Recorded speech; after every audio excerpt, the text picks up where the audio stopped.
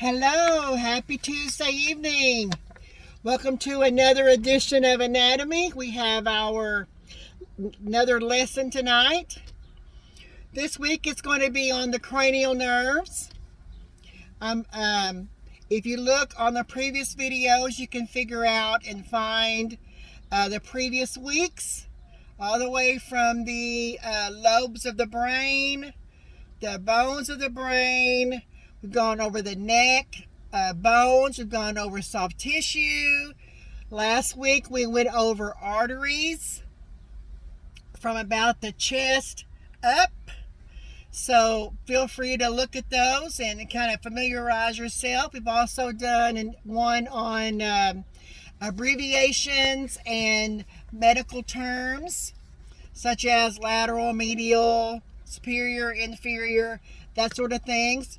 And those terms are going to come in handy on this lesson as well, because some of those words that we learned in the last few weeks we're going to be talking about today. So welcome, come on in. Let's get started. So you have 12 paired sets of cranial nerves, and they go by Roman numerals 1 through 12. So cranial nerve 1 would be cranial nerve 1, all the way down to cranial nerve 12, and then 12 would be a Roman numeral, the X, and then the 2, the two ones. So let's go ahead and get started. The olfactory nerve, which is nerve number 1, and octave nerve number 2, so cranial nerve 1 and cranial nerve 2 originate from the cerebrum. Cranial nerves 3 through 12 arise from the brainstem. They can arise from a specific part of the brainstem, midbrain, pons, and medulla, or from a junction between the two parts.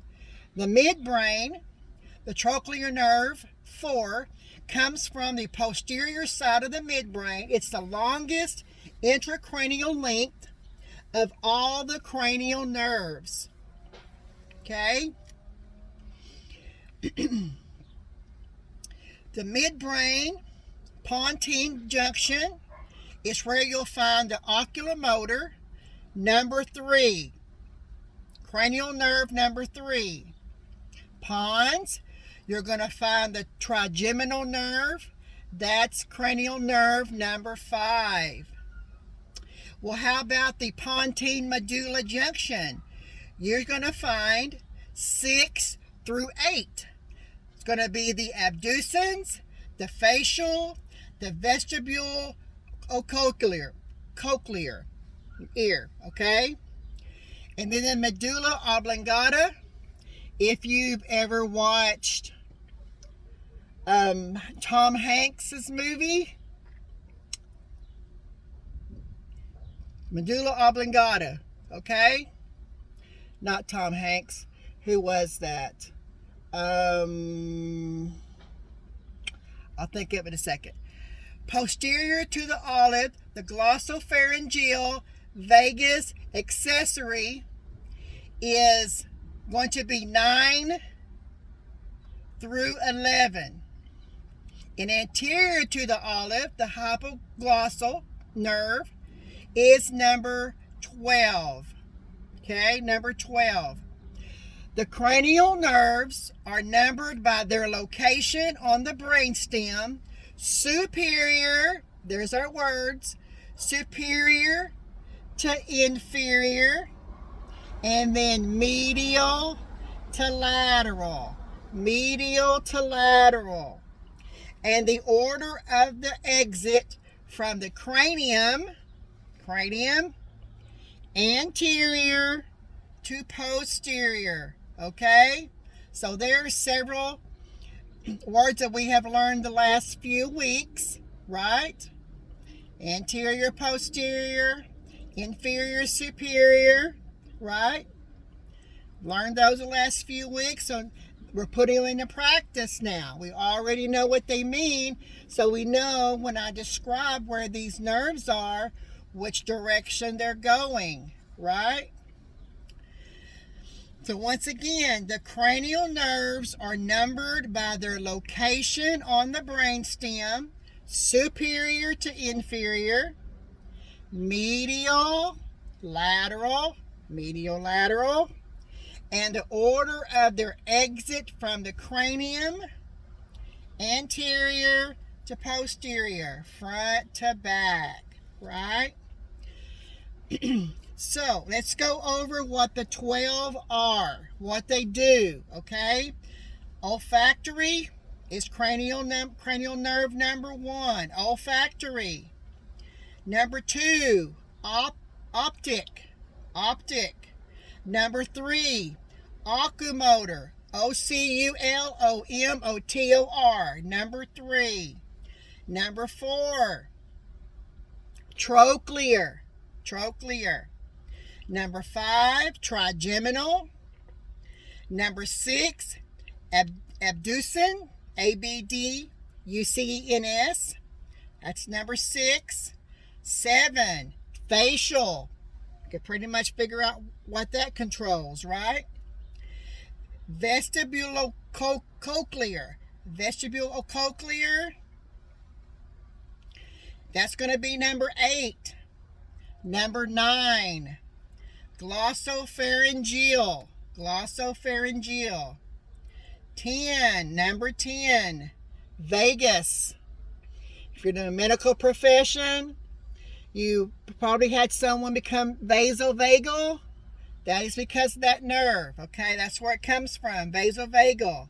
That was 10. Number 11, accessory.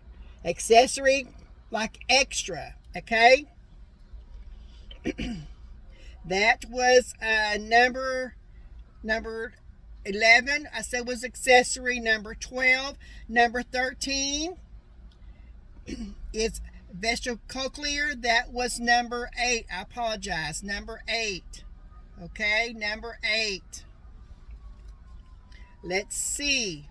Let's go on to the next ones because we have a couple of more to go over. Okay, let's go over the rest of them now. So we have olfactory, number 1, optic, number 2, oculomotor, number 3, trochlear, number 4, number 5 is trigeminal, number 6, abducens. Then we have 7, facial, vestibulocochlear, glossopharyngeal, vagus, accessory, and hypoglossal. Okay? That's number 12. Okay? Cranial nerves, what they do is they send electrical signals between your brain, your face, your neck, and your torso. This is your torso. So you have the cranial nerves are sending electrical signals, right, between your brain, your face, your neck, and then your torso, okay? Torso, torso. They help you taste, smell, hear, and feel. They may also help you make facial expressions, okay? Blink your eyes and move your tongue, okay? Cranial nerves can be 3 different types, okay? Sensory, motor, or both.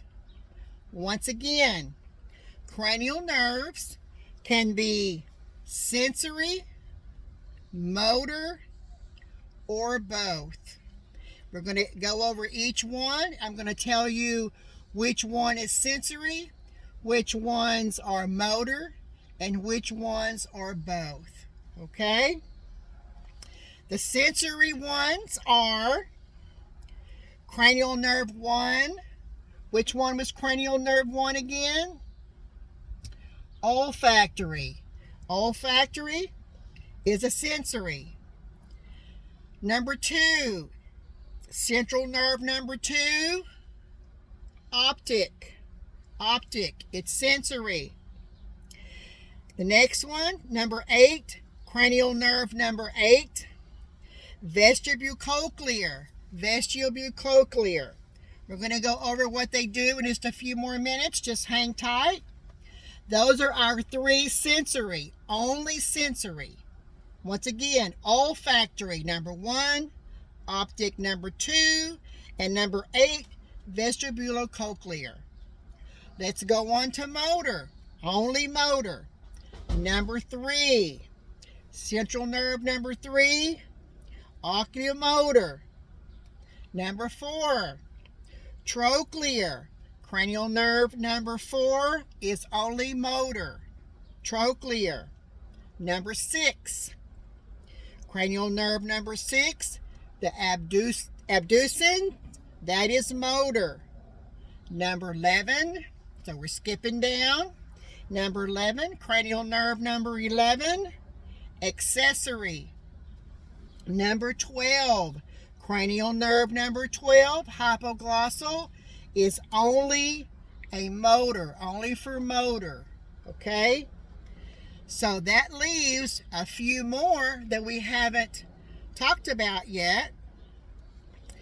Mixed, they can do both, okay?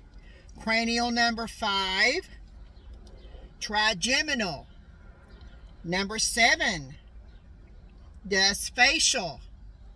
Number 9, glossopharyngeal. Number 10, cranial nerve number 10, is a vagus. When you go vasovagal. So, cranial nerves are the 12 nerves of the peripheral nervous system. They emerge from foramina and fissures of the cranium. So you may be asking, well, Myra, what's a foramina? What's a foramen?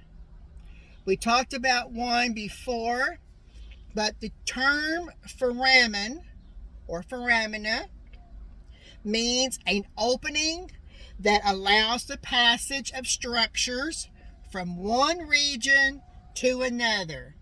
Once again, foramen, okay, means an opening that allows the passage of structures from one region to another. Fissure. Well, Myra, we know what a foramen is now, so what's a fissure? A fissure is a long, narrow opening, or slit, if you will, in the bone that allows blood vessels and nerves to pass through. Think of it like little bony ridges, but there's just enough room for the nerves and the vessels to go through. Okay? Once again, fissure is a long, narrow opening or line, slit, in the bone that allows blood vessels and nerves to pass through. Without the slits, without the foramen, we wouldn't have our blood vessels. We wouldn't to go through something to allow it to pass. Wouldn't have any of that. Blood vessels, nerves, etc., etc. The numbered order, we talked about a little bit ago, the numbered order is determined by the skull exit location. In other words, we've learned in the past, rostral and caudal. We don't really use rostral, like I said before in our previous lesson, we really don't use the word rostral too much anymore, but cephalic, cephalad, caudal, top, bottom, going from here to here, or caudal up, okay? Just want you to know that rostral is used, but not as often now as cephalic, okay? All nerves originate from the nuclei in the brain. 2 originate from the forebrain, the olfactory and the optic. 1 has a nucleus in the spinal cord, accessory, and the remainder originate from the brain stem. So we just talked about that earlier. Most of them originate from the brain stem, okay? Brain stem. What do cranial nerves supply?